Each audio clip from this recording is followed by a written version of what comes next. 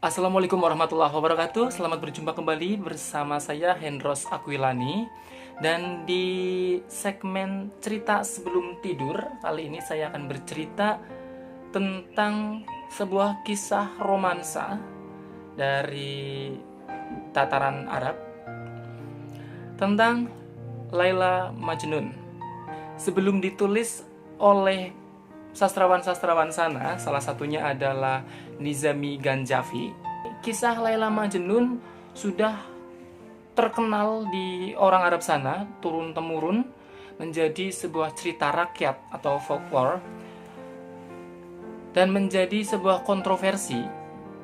Apakah Laila Majnun ini memang benar-benar kisah nyata atau hanya sekedar fiktif atau karangan belaka? Tapi jangan salah, karena ada juga yang menemukan makamnya Laila dan Majnun di daerah India sana. Tapi saya tidak akan membahas apakah kisah ini memang kisah nyata ataukah fiktif, hanya sekedar rekaan belaka. Laila dan Majnun ini adalah sepasang kekasih, di mana Majnun ini adalah sebuah gelar atau julukan kepada seorang pria tampan yang nama aslinya adalah Qais Ibnu Mulawi. Nah, kalau Laila ini Ibnu Amir. Qais ini terkenal karena ketampanannya. Dia sudah tampan, cerdas, pandai bersyair dan berpuisi. Nah, dan si Laila juga termasuk wanita yang cantik dan juga pintar. Dua orang ini berasal dari keluarga yang terpandang, sebuah suku yang terpandang dan besar di sana. Jadi si Qais serta Laila itu dibesarkan di keluarga yang mapan, keluarga terpandang, dan disekolahkan di satu sekolah yang elit, satu sekolah unggulan di sana.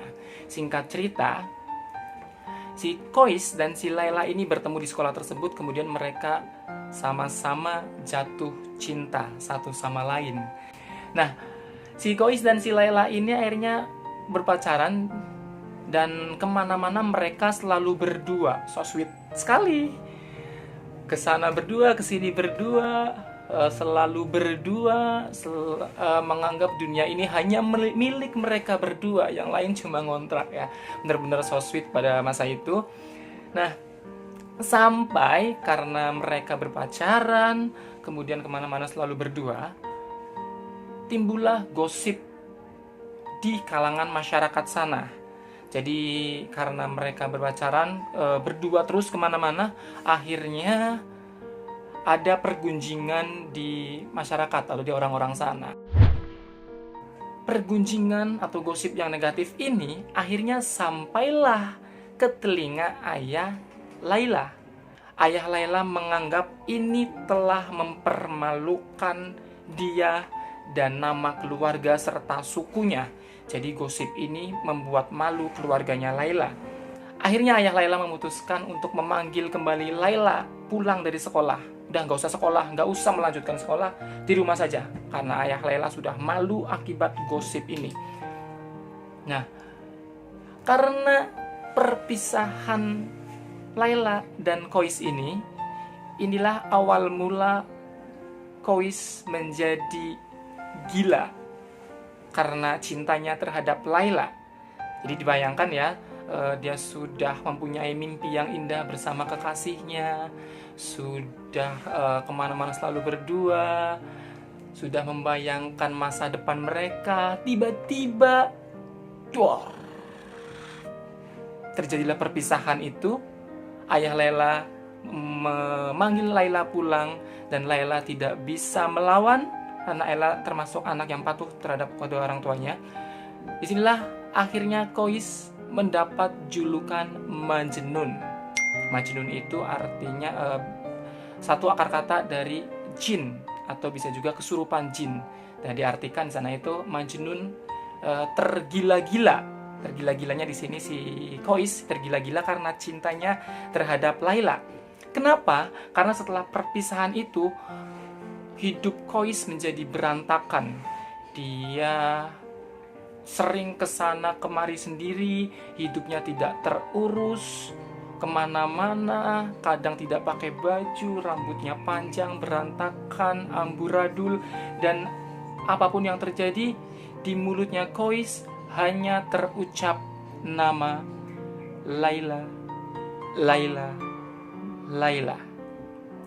Nah, itu yang membuat Kois mendapat julukan si Majnun atau si gila, karena tergila-gila pada cintanya si Laila. Jadi diceritakan akhirnya si Majnun ini kemana-mana seperti orang gila. Dia selalu bersyair tentang cintanya terhadap Laila, tentang rindunya terhadap Laila. Syair-syair indahnya Majnun ini selalu dinanti. Jadi banyak orang tuh yang sering menanti-nanti kehadiran Majnun, walaupun physically dia seperti orang gila, tapi syairnya begitu indah dan disukai oleh banyak orang. Jadi kerjaannya si Majnun ya seperti itu, jalan-jalan kemanapun, ke bukit, ke rumah-rumah, ke pasar, ke jalan-jalan, hanya bersyair tentang cinta dan rindunya terhadap Laila. Tuhan, apalagi yang dapat aku lakukan? Aku telah lelah dan tubuhku melemah. Aku memohon dengan kekuatanmu, ringankanlah langkah kaki Laila untuk menemui diriku yang tak berdaya ini. Wahai Tuhan, aku adalah hamba-Mu. Apalah guna hidupku jika harus menanggung beban seperti ini? Tunjukkanlah kemuliaan-Mu, turunkanlah berkah-Mu, agar jiwaku dapat hidup kembali, terhindar dari lembah kematian, dan memperoleh kekuatan untuk melangkah menemui kekasihku. Wahai Laila, aku tahu engkau terpenjara dalam lingkungan keluarga yang mengasihimu. Tapi mengapa engkau tak hendak melihat diriku yang terlunta-lunta di padang gersang? Aku hidup terasing. Orang-orang menganggapku gila. Mereka menista dan menjauhiku. Bahkan banyak cerita yang mengisahkan bahwa si Majnun ini rela melakukan apa saja demi bisa untuk bertemu, bahkan hanya menatap Laila, bahkan hanya melintasi rumahnya Laila. Dia rela untuk melakukan apa saja. Ada cerita yang mengisahkan bahwa Majnun ini rela menyamar sebagai pembantu perempuan agar bisa masuk ke rumahnya Laila, bisa menatap wajah Laila. Ada juga kisah yang mengisahkan Majnun rela untuk menyamar menjadi seekor kambing. Jadi dia merangkak di antara banyak sekali kambing, karena dia berpikir waktu itu hanya segerombolan kambing ini beserta gembalanya yang bisa bebas keluar masuk di lingkungannya Laila. Akhirnya dia tanpa pakai baju, dia merangkak di antara kambing-kambing yang digembala oleh seseorang hanya untuk bisa melintasi atau lewat di depan rumahnya Laila. Bukan hanya itu, diceritakan pula bahwa Majnun sangat berbahagia sekali ketika dia bisa berdiri di depan rumah Laila, kemudian dia menciumi dinding rumah Laila. Salah satu syair yang terkenal dari Majnun, aku berjalan melintasi rumah Laila. Ku cium dinding itu. Cinta di dadaku bukanlah untuk dinding rumah, namun cinta kepada siapa yang tinggal di dalamnya. Wow, memang seperti orang gila, tetapi itu semua karena cinta. Jadi memang kehidupan Majnun dan si Laila ini sama-sama terbelenggu oleh kerinduan. Bedanya adalah si Majnun ini dapat hidup bebas. Dia bisa bebas pergi kemanapun, dengan siapapun dan dalam keadaan apapun. Tetapi si Laila hanya bisa terkurung sendiri di kamarnya, karena dia tidak diperbolehkan untuk keluar oleh orang tuanya. Jadi dia hanya terkurung sendiri di kamar, hanya mengingat, mengenang kisah cintanya dengan sang kekasih, si Majnun. Ada syair lain lagi dari si Majnun tentang ketidakberdayaannya karena terbelenggu oleh cinta dan rindunya pada Laila. Laila telah dikekang dan orang tuanya mengancam. Dengan niat jahat kejam, tiada lagi harap pertemuan. Ayahku dan ayahnya sesak dada dan sakit hati mereka. Bukan karena apa, hanya karena aku mencintai Laila. Mereka menganggap cinta adalah dosa. Cinta bagi mereka adalah noda yang harus dibasuh musnah. Padahal hatiku telah menjadi tawanannya, dan dia juga merindukanku. Cinta masuk ke dalam sanubari tanpa kami undang, bagai ilham dari langit yang datang menerjang. Cinta bersemayam dalam jiwa, dan kini kami akan mati karenanya, karena cinta telah melilit seluruh jiwa. Katakan padaku, siapa orangnya yang bisa bebas dari penyakit cinta? Ada sebuah kisah lagi yang menceritakan bahwa Majnun ini pernah menyusup ke dalam rumahnya si Laila. Pada saat itu keluarganya Laila mengadakan sebuah pesta di rumah dan Majnun sudah pasti tidak diundang. Kemudian si Majnun ini nekat untuk menyusup masuk ke dalam pesta tersebut. Nah, sampai rumah Laila, kemudian Majnun lihat ada banyak sekali antrian. Orang mengantri untuk mendapatkan makanan yang kebetulan si Laila langsung yang memberikan langsung hidangan atau sajian pestanya kepada para tamu. Jadi ada antrian menuju Laila untuk memberikan sajian pestanya. Kemudian Majnun langsung masuk ke dalam antrian tersebut. Dia ikut mengantri. Selama mengantri dia hanya bisa memandangi Laila. Kemudian sampailah giliran Majnun di antriannya. Tepat dia berdiri di depan Laila.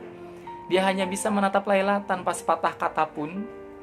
Dia hanya bisa menatap dengan senyum. Kemudian respon apa yang didapat Majnun dari Laila? Sebuah hal yang tidak disangka-sangka sama sekali. Laila kemudian mengambil piringnya Majnun dan dia lalu membanting piring tersebut. Crak! Piringnya pecah. Otomatis semua mata di pesta tersebut memandang kepada Laila dan si Majnun. Melihat kejadian itu, keluarga si Laila bersorak gembira. Akhirnya si Laila, anakku, dia telah sadar, dia telah menyerah. Dia telah berhenti untuk mencintai si orang gila ini, si Majnun. Semua keluarganya Laila bersorak bergembira. Tetapi Majnun tidak merasa sedih. Dia justru tersenyum bahagia.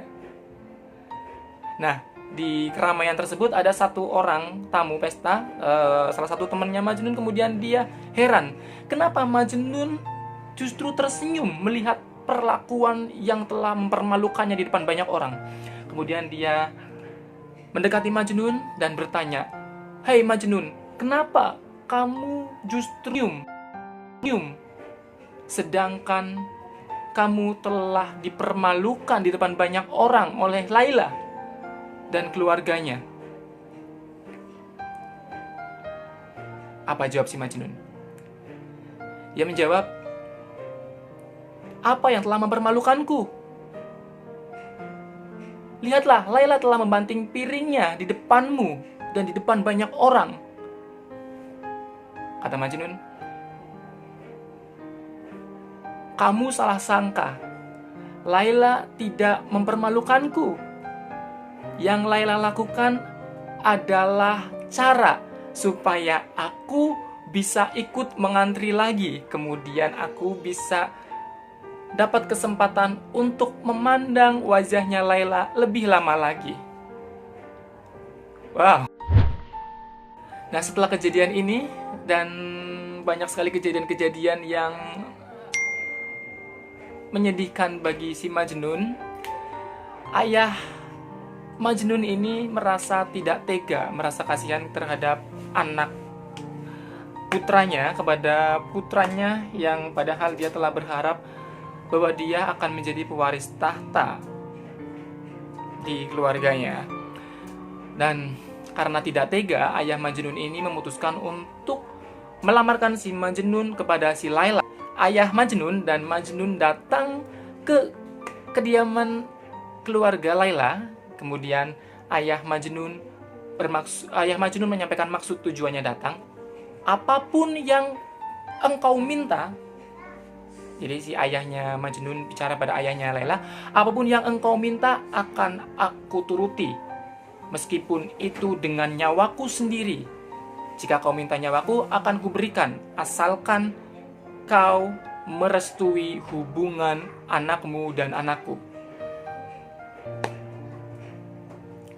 Apa jawaban orang tuanya Laila? Siapapun boleh menikahi anakku Laila, asalkan bukan pemuda gila ini. Ayah mana yang setuju menikahkan anaknya dengan orang yang tidak waras? Mendengar jawaban itu, si Majnun semakin stres. Gilanya semakin menjadi-jadi. Akhirnya Majnun menjadi semakin sengsara kehidupannya. Dan setelah itu, ayah Laila memutuskan untuk pindah jauh. Dia pindah rumahnya semakin jauh dari kehidupan atau dari rumahnya si Majnun. Nah, itu membuat si Majnun menjadi semakin menyendiri. Dia putuskan untuk pergi tinggal di padang pasir, terasingkan dari orang-orang, dan hidupnya menjadi semakin berantakan. Nah, suatu hari si ayahnya Majnun ini jatuh sakit. Kemudian dia mengundang Majnun untuk pulang. Dia meminta seorang untuk menjemput Majnun, dan dia ingin anaknya untuk kembali hidup normal demi ayahnya yang sedang sakit, karena dia ingin dia melanjutkan atau mewarisi semuanya dari ayahnya. Nah, tapi jawaban Majnun adalah menolak kepada ayahnya. Mohon maaf ayah, aku tidak bisa kembali hidup normal. Aku akan selalu hidup menyendiri, terasingkan dari orang-orang, selama cintanya tidak dapat dipersatukan dengan cinta Laila. Kemudian ayah Majnun punya satu permintaan. Baiklah anakku, aku tidak bisa memaksakanmu, tetapi aku punya satu permintaan untuk kamu. Aku ingin mengajak kamu untuk pergi haji. Nah, akhirnya si Majnun dan ayahnya tidak lama setelah itu mereka berangkat haji. Maksudnya ayahnya ini adalah agar si Majnun ini bisa lupa dengan Laila, karena kan beliau percaya doa yang dipanjatkan di Ka'bah, di Baitullah, itu bisa dikabulkan oleh Allah. Akhirnya ayahnya akan berdoa, berharap doanya bisa dikabulkan di Baitullah agar si anaknya ini bisa melupakan si Laila. Tetapi tanpa disangka-sangka, ini sengaja atau tidak disengaja, ketika sedang melakukan ritual haji, ada seorang lelaki di sekitar Majnun. Dia berteriak nama Laila. Laila, Laila, Laila. Akhirnya kegilaan Majnun semakin menjadi-jadi. Lahirlah syairnya lagi. Seseorang memanggil-manggil namamu saat kami berada di lereng Bukit Mina. Mendengar namamu, terguncanglah hatiku oleh duka. Lelaki itu tidak mengetahui betapa suci namamu. Mengapakah ia memanggil nama Laila dengan seenaknya? Apakah ia tidak tahu dengan menyebut namamu berarti ia telah menerbangkan seekor burung yang bersarang di hatiku? Ia memanggil nama Laila. Semoga Allah membukakan kedua matanya untuk melihat betapa pesonamu yang takkan mampu dia kira. Sudah diberangkatkan naik haji sama orang tuanya dengan harapan dia bisa melupakan Laila, tetapi malah semakin tergila-gila oleh cintanya terhadap Laila. Sampai pada suatu saat, karena syair-syairnya Majnun ini yang dirasa cukup mengganggu oleh orang tuanya Laila, padahal syairnya yang indah, orang tua Laila bermaksud akan membunuh si Majnun apabila dia terus melakukan seperti ini. Nah, kemudian si Laila berpesan kepada orang tuanya dan juga kepada Majnun, bila kakiku terperosok, aku menyebut namanya. Aku bermimpi dalam tidurku hidup bersama dia. Apabila disebut namanya, hilanglah kekuatan jiwa. Hatiku seperti sirna ditelan namanya. Demi Allah, hampir saja aku gila karena memikirkannya. Makin lama dadaku sesak karena rindu gelisah. Kaumku mengancam, jika aku tidak berhenti menyebut namanya, maka darahnya akan tumpah. Bunuhlah aku dan biarkan dia.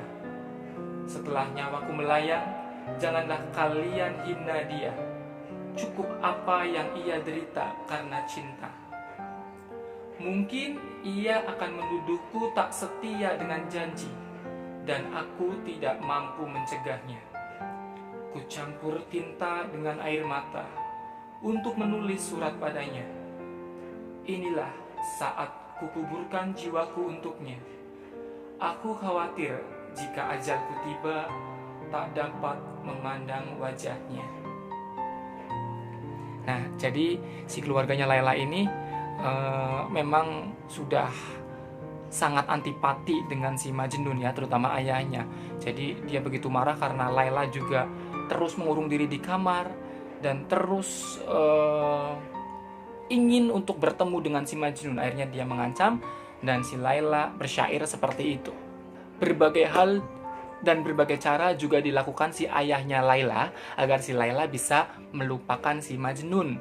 Dan akhirnya terjadilah kiamat untuk Laila dan terutama si Majnun karena ayahnya Laila menikahkan Laila dengan lelaki lain. Jadi si Laila dipaksa menikah oleh ayahnya dengan lelaki tua bernama Abu Salam. Dan si Laila tidak bisa melawan. Dia nurut dengan ayahnya, akhirnya dia menikah dengan lelaki tua tersebut.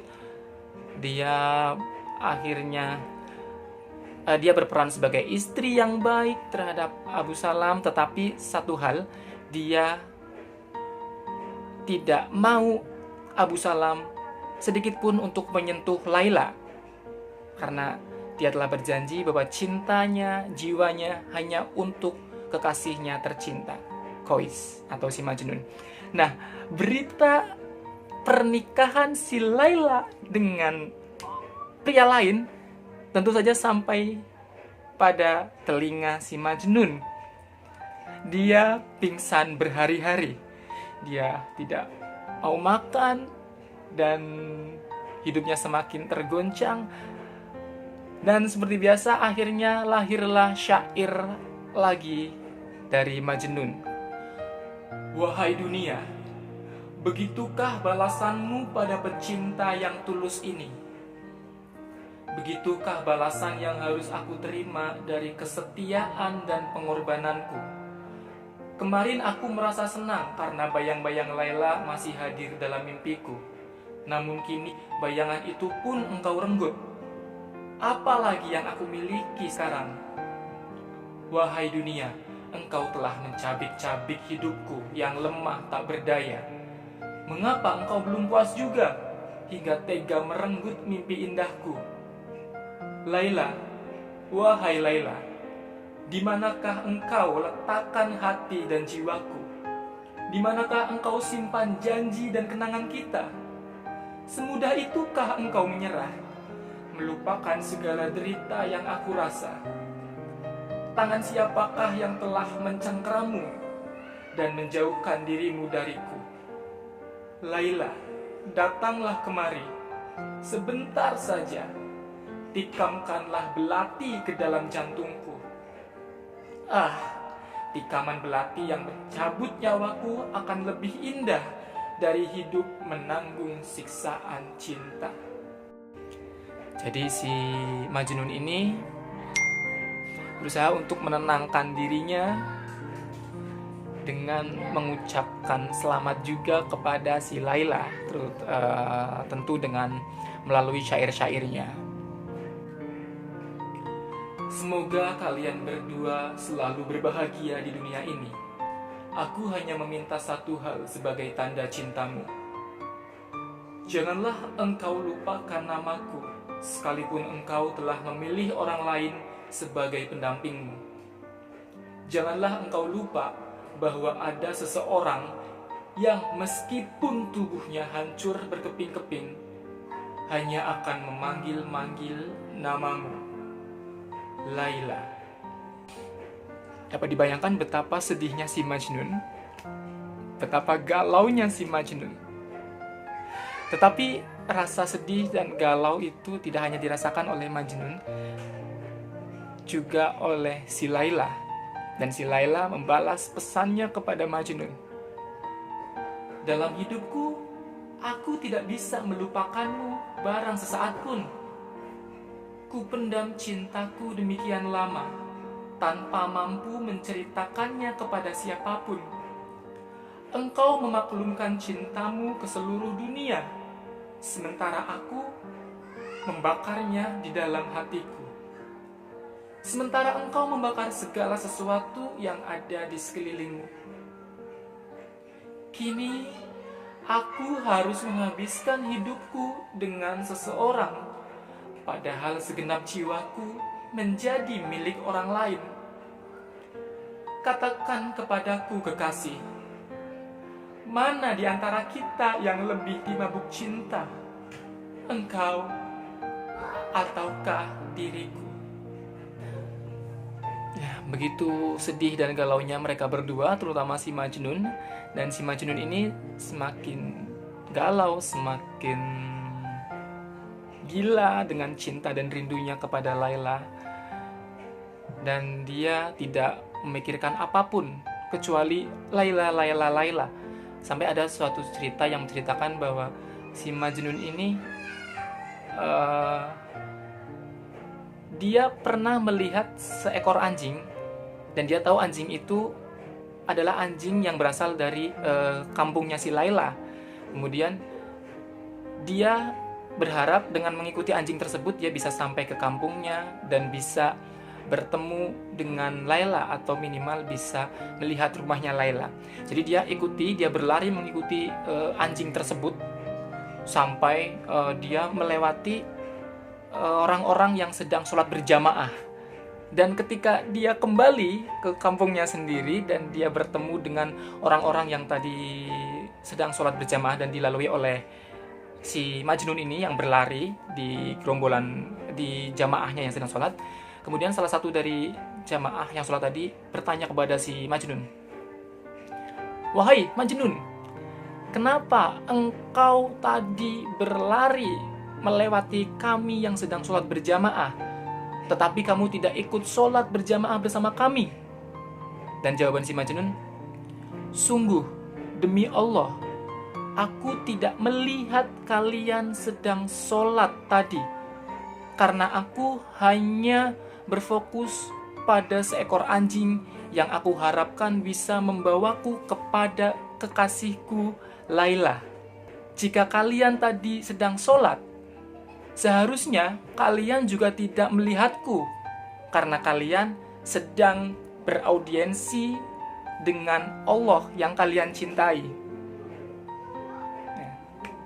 Sebuah jawaban yang menyindir dari si Majnun ini kepada mereka dan kepada kita juga, terutama ya, yang mungkin kita juga kalau sholat sering tidak khusyuk, sering banyak pikiran, memikirkan duniawi, memikirkan yang lain. Padahal harusnya kita berfokus kepada Allah ketika kita sedang sholat terutama.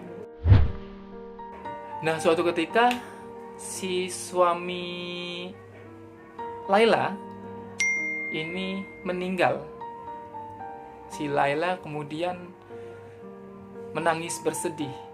Tetapi dia menangis bukan karena suaminya yang meninggal, tetapi karena di adatnya di sana ketika itu, bahwa ketika seorang istri suaminya meninggal, adatnya adalah dia selama 2 tahun harus mengurung diri juga, tidak boleh bertemu dengan siapapun. Nah, itu yang membuat si Laila menjadi semakin sedih karena dia semakin harus memendam rasa rindunya kepada Majnun. Sudah bertahun-tahun dia memendam rindu, dan rindunya semakin membuat dia sakit, semakin membuat dia sedih, semakin membuat dia galau. Dan setelah itu Laila jatuh sakit. Dan ketika dia sakit, dia merasa ajalnya sudah tidak lama lagi. Kemudian si Laila berpesan kepada ibunya. Jadi ada pesan dari Laila yang merasa hidupnya sudah tidak lama lagi kepada ibunda. Wahai ibu, katakan kepada pengembara yang selalu diliputi kesengsaraan itu, semua sudah usai. Laila, sahabatnya dalam kesedihan itu, sekarang sudah tiada. Ia telah bebas dari belenggu duniawi. Hatinya hanya diberikan kepadamu, dan dia mati untukmu. Cinta telah menyatu dalam kehidupan yang ia jalani. Cahaya cinta itu begitu murni, sehingga tidak ada kebahagiaan lain yang dia ketahui selain menyebut namamu. Tidak ada satupun yang bisa menghibur pikirannya yang selalu tertekan kecuali cintanya kepadamu. Dan dengan cinta itu, jiwanya yang lembut telah pulang ke alam keabadian. Semua berkahnya hanya untukmu. Ibuku, lihatlah, cahaya wajahku telah memudar dan menjadi pucat pasi. Tak lagi cahaya. Lilin-lilin di mataku tampak muram dan akan segera padam. Duhai ibu, aku mohon engkau mendengarkan wasiatku. Sebelum aku pulang esok atau lusa, bila mana aku mati, kenakan aku baju pengantin yang paling bagus. Jangan bungkus aku dengan kain kafan. Carilah kain berwarna merah muda, bagai darah segar seorang syahid.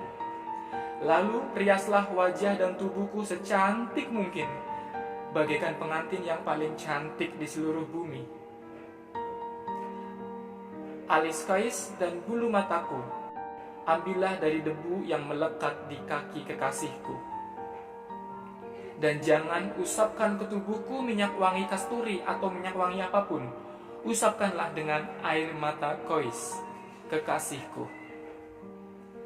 Sesudah aku mengenakan baju pengantin dan menjadi sangat cantik dan anggun, aku akan menunggu Kois, sang pengembara yang luka itu akan datang. Nah, mendengar kabar kematian dari sang pujaan hatinya, Laila, dapat dibayangkan apa yang terjadi pada Kois si Majnun. Dia shock, dia sampai pingsan berhari-hari, tidak makan, tidak minum, merasa lemas tak berdaya. Kemudian setelah itu dia putuskan untuk berlari ke makam Laila. Yang dia lakukan hanya bisa berlari menuju makam Laila sambil menyebut nama kekasihnya tersebut. Bahkan ketika dia tidak sanggup lagi berlari, kemudian dia terjatuh dan kakinya sampai terluka, sampai patah. Dia tidak bisa melanjutkan perjalanannya, bahkan berjalan pun dia tidak bisa, bahkan merangkak pun dia susah. Akhirnya dia menggelindingkan tubuhnya. Jadi karena dia tidak bisa melanjutkan berlari, berjalan, bahkan merangkak pun, dia menggelindingkan badannya menuju ke makam Laila. Dan setelah sampai di makam Laila, Majnun hanya bisa memeluk batu nisan Laila dan menangis. Berhari-hari dia berada di makam Laila sambil memeluk nisannya, dan ada syairnya dari Majnun yang lahir saat itu untuk sang pujaan hatinya. Engkau telah keluar dari kehidupan yang membingungkan ini. Dunia adalah rangkaian pengkhianatan dan perselisihan yang tidak pernah berakhir. Dan aku berharap engkau dapat segera melepaskan belenggu di kakiku dan memuaskan dahagaku dengan minuman cinta yang memabukkan. Di sana, kita akan segera bertemu dalam kebahagiaan abadi. Lilin yang menyinari hidup kita akan semakin bersinar dengan nyala yang lebih terang. Cinta kita akan bercampur dengan cahaya keabadian. Ya Allah, dengarkanlah hamba-Mu. Dalam tatapan cinta, bebaskanlah dia dari segala penderitaan yang menimpanya selama ini. Atas nama-Mu, rengkuhlah dia dalam pelukan-Mu. Ya Allah, tunjukkanlah kasih sayang-Mu. Tunjukkanlah kebesaran-Mu pada diriku ini. Pertemukanlah segera aku padanya. Tidak ada lagi yang dapat kupertahankan di dunia ini setelah jiwaku satu-satunya Engkau panggil. Dan akhirnya Majnun meninggal dunia dalam keadaan memeluk nisannya Laila. Nah, suatu hari keluarganya Laila yang datang ke makamnya Laila untuk berziarah menemukan sesosok pria yang sedang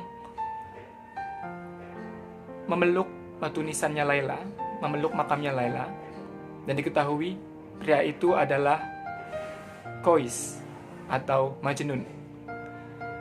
Dan akhirnya Majnun dikuburkan di samping kuburannya Laila.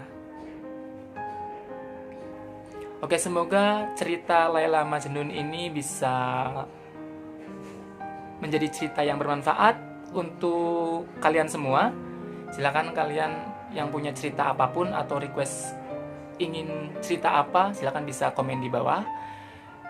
Dan terima kasih sudah menonton dan mendengarkan cerita saya, Hendros Aquilani, di cerita sebelum tidur. Semoga tidur kalian nyenyak. Sampai jumpa.